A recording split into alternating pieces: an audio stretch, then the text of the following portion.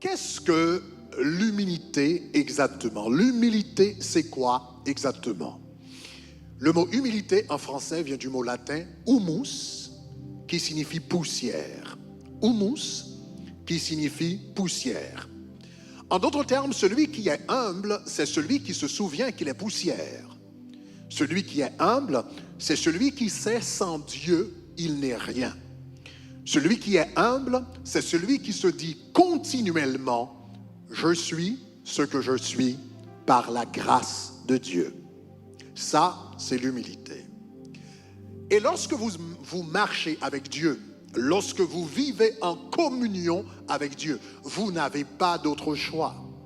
Je reprends. Lorsque vous marchez avec Dieu, lorsque vous vivez en communion avec Dieu, vous n'avez pas d'autre choix que d'être humble. Parce qu'avec Dieu, il y a seulement deux options. Avec Dieu, il y a seulement deux options. L'humilité ou l'humiliation. L'humilité ou humiliation. Quand tu t'humilies toi-même, cela s'appelle l'humilité, mais quand Dieu t'humilie, ça s'appelle l'humiliation. Et avec Dieu, il n'y a que ces deux choix. Soit tu sois humble, tu cultives l'humilité toi-même, ou que lui, il va l'imprégner en toi à travers l'humiliation. La vie de Nebuchadnezzar constitue un exemple concret de ce principe. Nebuchadnezzar avait vécu au 6e siècle avant Jésus-Christ. Son royaume était le plus puissant de la terre en ce temps-là. Il menait une vie paisible et tranquille et jouissait du travail de ses mains. Quand il a reçu un rêve qui l'a totalement terrifié.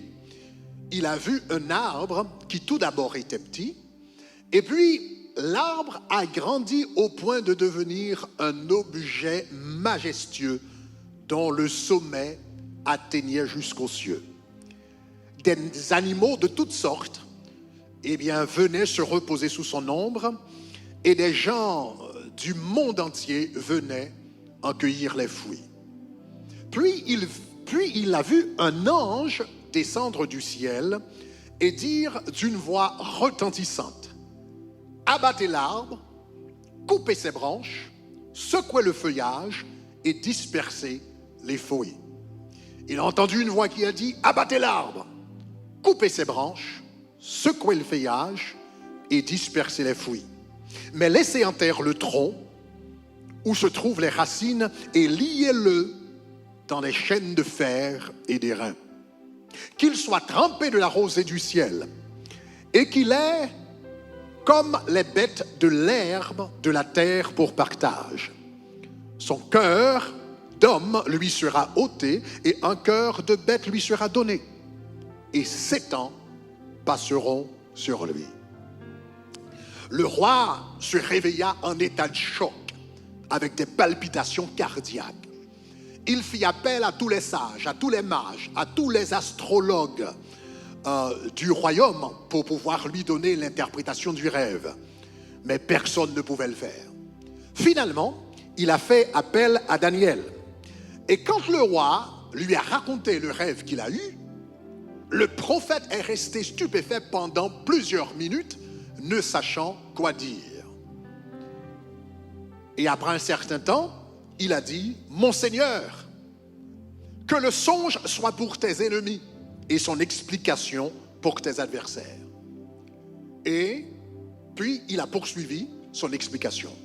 Il a dit, « Ô roi, tu as vu un arbre dont le sommet touchait jusqu'aux cieux. L'arbre que tu as vu remplir la terre, c'est toi, parce que ton royaume touche jusqu'aux confins du monde. Et vous avez entendu une voix dire, abattez l'arbre, coupez les feuilles et dispersez-en les fruits. » Il a dit, c'est la voix de Dieu qui a prononcé son jugement contre vous. Donc Daniel lui a dit, si j'étais à ta place, je me repentirais, je pratiquerais la justice, j'aiderais les pauvres pour que Dieu ait pitié de moi. Cependant, Nebuchadnezzar était trop orgueilleux pour écouter la voix d'un jeune prophète juif. Donc, 12 mois plus tard, alors que Nebuchadnezzar était dans son palais, il contemplait les merveilles de Babylone et il a dit, regardez la grande Babylone que j'ai bâtie par la force de mes mains. Regardez la grande Babylone que j'ai bâtie par ma puissance. Et immédiatement, il a entendu une voix venant du ciel lui dire, apprends, roi Nebuchadnezzar, qu'on va t'enlever le royaume. On te chassera du milieu des hommes. Tu auras ta demeure avec les bêtes des champs et on te donnera comme des bœufs de l'herbe à manger et 7 ans passeront sur toi jusqu'à ce que tu saches que le Très-Haut domine sur le règne des hommes. Il donne à qui il lui plaît. La parole s'est accomplie exactement comme a été annoncé. Nebuchadnezzar immédiatement a perdu la raison. Et cet homme a commencé à se comporter comme une bête. Pendant 7 ans, il a vécu dans les champs.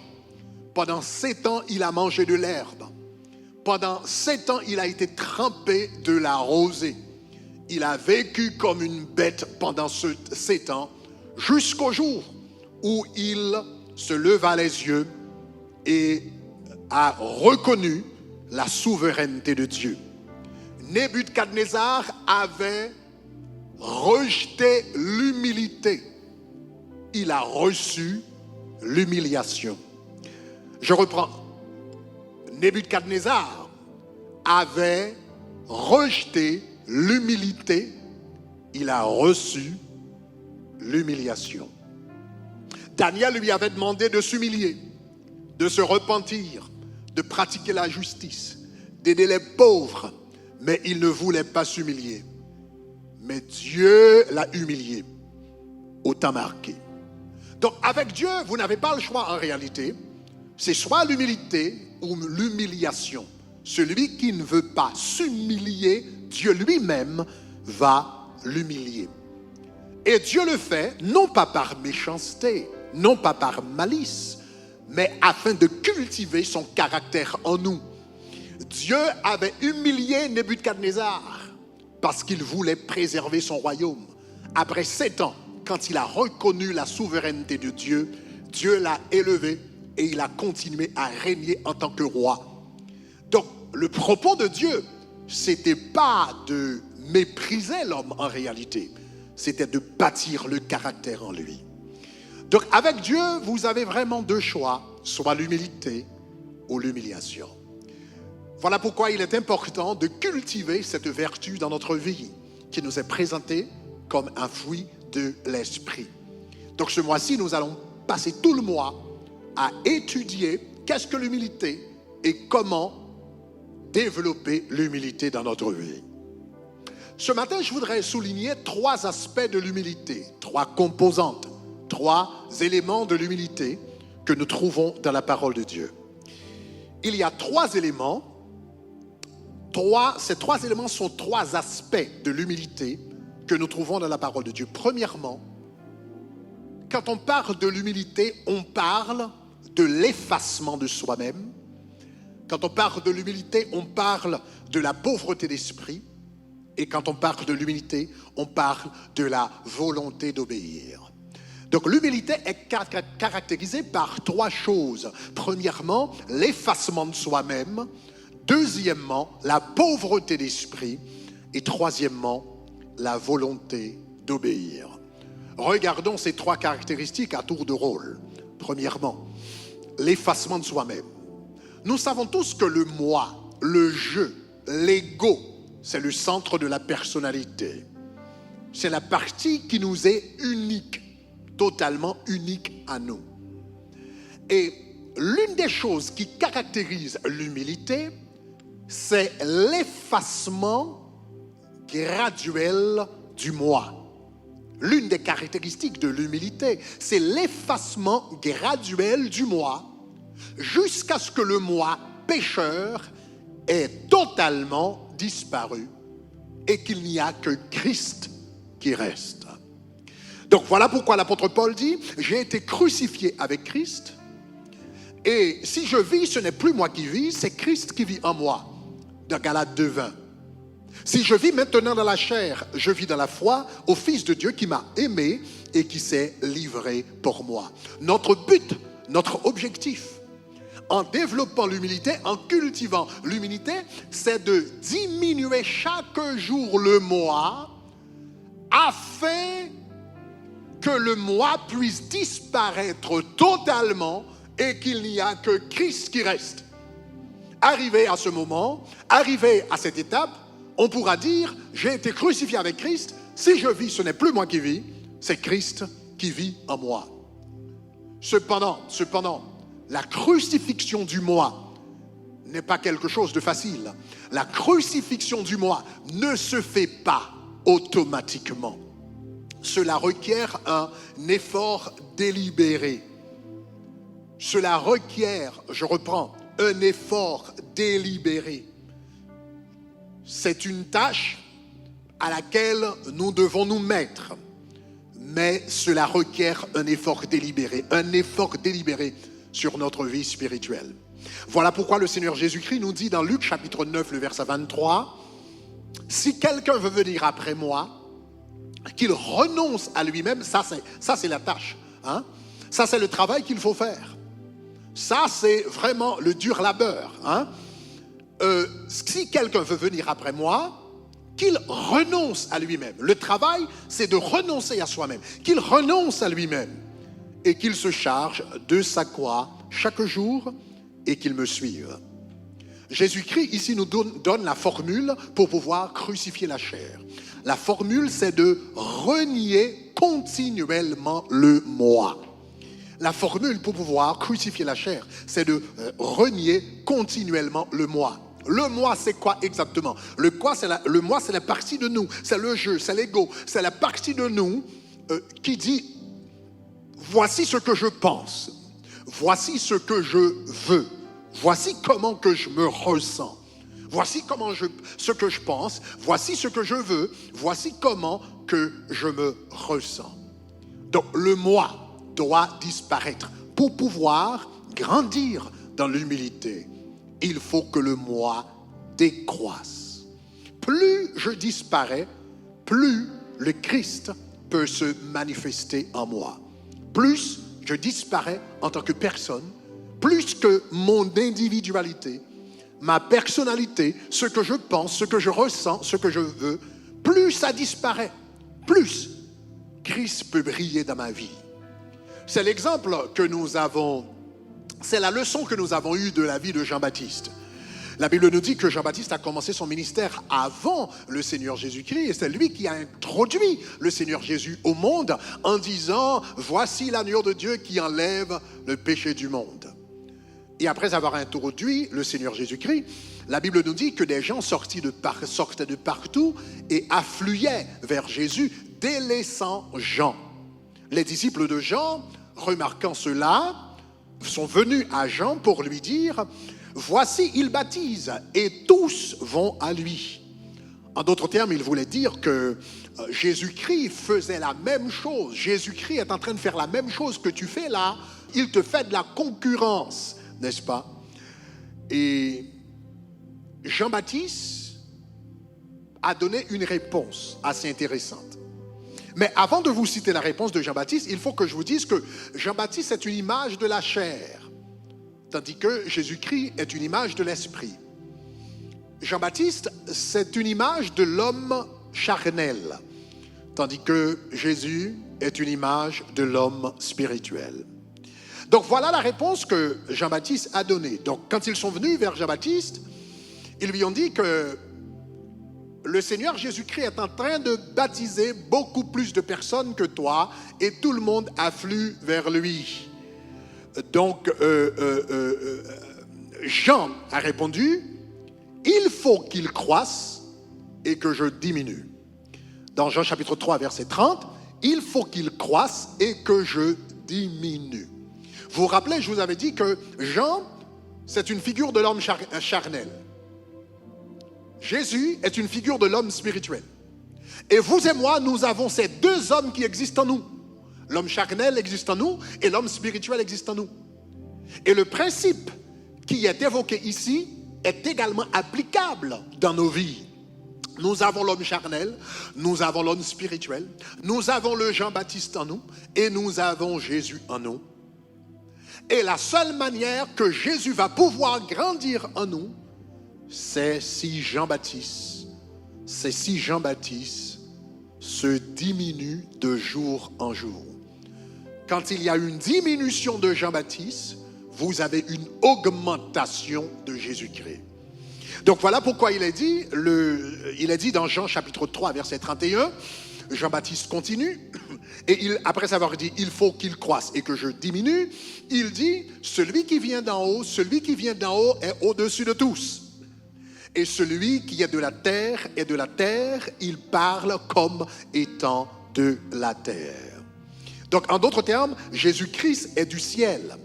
Et la chair, Jésus-Christ est du ciel et la chair est de la terre. Jésus-Christ est du ciel et Jean-Baptiste est de la terre. Plus la chair meurt en nous, plus Jean-Baptiste meurt en nous, plus Jésus-Christ vit en nous. Et quand Jésus-Christ vit en nous, le céleste, le surnaturel, le divin commence à déborder dans notre quotidien. Donc l'humilité, c'est l'une des plus grandes clés de la manifestation du divin, de la manifestation du surnaturel, de la manifestation du céleste dans notre vie. Mais le premier aspect de l'humilité, c'est la diminution, c'est l'absence du moi. Notre objectif final, c'est que le moi soit totalement absent. Jean-Baptiste qui représente la chair, qui représente le moi, qui représente l'ego, qui représente le jeu, c'est que Jean-Baptiste disparaisse totalement et que Jésus-Christ vive en nous. Voilà. Donc ça, c'est le premier aspect de l'humilité. L'humilité, c'est tout d'abord l'effacement de soi. La deuxième caractéristique de l'humilité, c'est la pauvreté d'esprit. La pauvreté d'esprit. Le Seigneur Jésus-Christ dit dans Matthieu chapitre 5, le verset 3, « Heureux les pauvres en esprit, car le royaume des cieux est à eux. Heureux les pauvres en esprit, car le royaume des cieux est à eux. » Que signifie exactement être pauvre d'esprit? Que signifie exactement la pauvreté d'esprit? La pauvreté d'esprit, c'est nettement matériel de la pauvreté spirituelle. Quelqu'un peut être pauvre matériellement et ne pas être pauvre en esprit. Et quelqu'un peut être pauvre en esprit et ne pas être pauvre matériellement. Que signifie exactement la pauvreté d'esprit? La pauvreté d'esprit signifie savoir clairement qu'on n'a rien à offrir à Dieu. Être pauvre d'esprit signifie avoir une conscience aiguë. Être pauvre d'esprit signifie avoir une conscience aiguë qu'on n'a rien à offrir à Dieu. On n'a rien à offrir à Dieu. C'est se rappeler que nous sommes tous pécheurs et que tout ce que nous avons dans notre vie est le produit de la grâce de Dieu en nous. Être pauvre spirituellement signifie que nous sommes conscients de notre faillite spirituelle devant Dieu. Nous n'avons rien à offrir sur le plan spirituel. Nous n'avons rien à offrir au ce qui a trait aux choses célestes. Nous n'avons rien à offrir à notre vie spirituelle. Nous dépendons totalement de Dieu pour sa provision dans cette vie et dans la vie à venir. Donc, être pauvre d'esprit, c'est être conscient de son état de faillite devant Dieu. C'est être conscient de son état de faillite devant Dieu. Maintenant, le contraire de la pauvreté spirituelle, c'est la richesse spirituelle basée sur la conception de soi.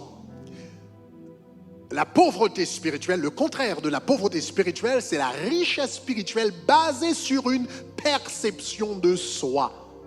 Ou encore mieux, une perception élevée de soi. Une perception exagérée de soi. Une perception surdimensionnée de soi. Ça, c'est la richesse spirituelle au sens négatif du terme.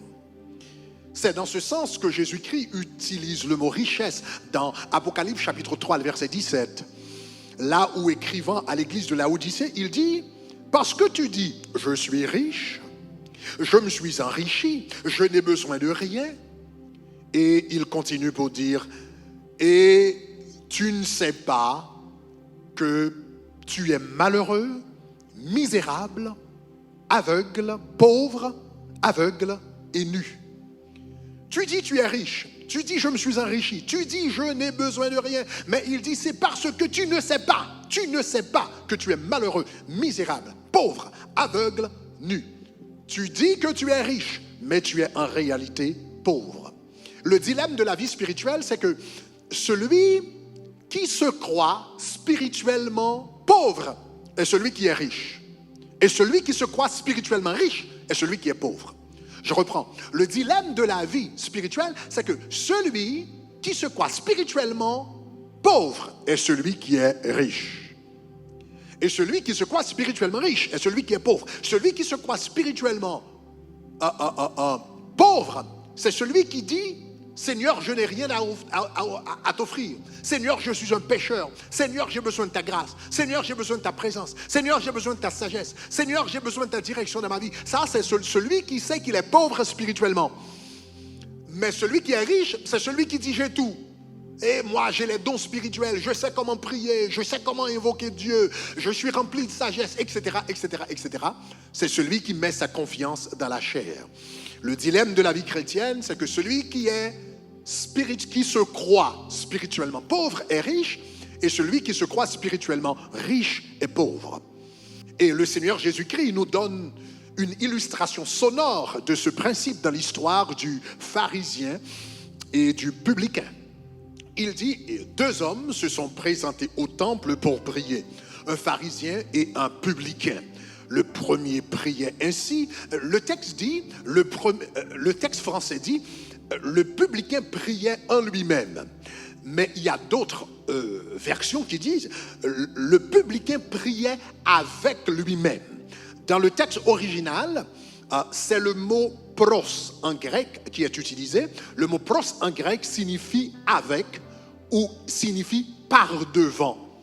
Donc, quand le texte dit « et l'homme priait en lui-même », une autre façon de traduire ce verset, c'est qu'il priait par devant lui-même. Donc, il ne priait pas. Le pharisien ne priait pas par devant Dieu. Il priait par devant lui-même. Il priait avec lui-même. Cela veut dire Dieu n'était pas dans sa prière. Et vous allez remarquer pourquoi Dieu n'était pas dans sa prière. Donc, le pharisien priait en lui-même, par lui-même, devant lui-même. Et il a dit « Ô Dieu, je te rends grâce de ce que je ne suis pas comme le reste des hommes, qui sont ravisseurs, injustes, adultères, ou même ce publicain. Je jeûne 2 fois par semaine, je donne la dîme de tous mes revenus, etc., etc., etc. » Donc vous comprenez pourquoi la Bible dit que cet homme priait par devant lui-même. Il a adressé Dieu, mais Dieu n'a pas prêté attention à sa requête. En revanche, le publicain, lui, la Bible dit, il s'est tenu à l'écart. Il n'a même pas osé lever les yeux vers le ciel. Il se tenait à distance et il disait « Ô Dieu, sois apaisé envers moi et aie pitié de moi », car il savait qu'il n'avait rien à offrir au Seigneur. Et le Seigneur Jésus-Christ nous dit, en conséquence, le publicain est descendu de sa maison, est descendu dans sa maison, justifié, tandis que le pharisien est sorti condamné. Le publicain est retourné, justifié, mais le pharisien condamné. Et le Seigneur ajoute ceci en Luc chapitre 18, verset 14, « Car quiconque s'élève sera abaissé, et quiconque s'abaisse sera élevé. » Donc la première caractéristique de l'humilité, c'est l'effacement de soi. La deuxième caractéristique de l'humilité, c'est la pauvreté d'esprit. Le pharisien est venu par devant Dieu avec une richesse spirituelle. Voici ce que j'ai, je jeûne, je donne la dîme, et il considère ça comme sa richesse. Et Jésus-Christ, quand tu t'approches de lui avec cette forme de richesse spirituelle, il te dit tu es pauvre, tu n'as rien du tout. Parce que tous nos œuvres de justice ne sont que des vêtements souillés devant Dieu. Nos œuvres de justice que nous regardons comme de la richesse spirituelle, la Bible dit, sont comme des vêtements souillés devant Dieu. Donc voilà pourquoi l'église de l'Odyssée disait, je suis riche, je me suis enrichi. Mais Jésus a dit, tu n'as rien. Tu es pauvre, tu es nu, tu n'as rien du tout.